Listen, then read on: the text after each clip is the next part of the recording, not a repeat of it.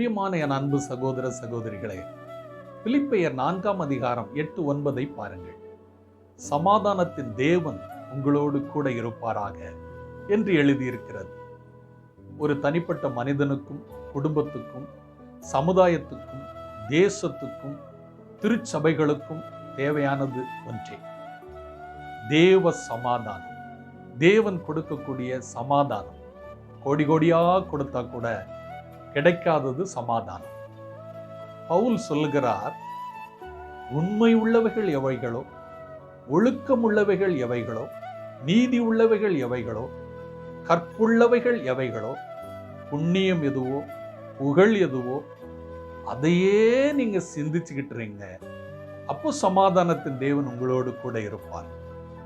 நல்லதே நினைப்போம், நல்லதே ஆண்டவர் செய்வார். எனவே சோர்ந்து போகாதிருங்கள். God bless you.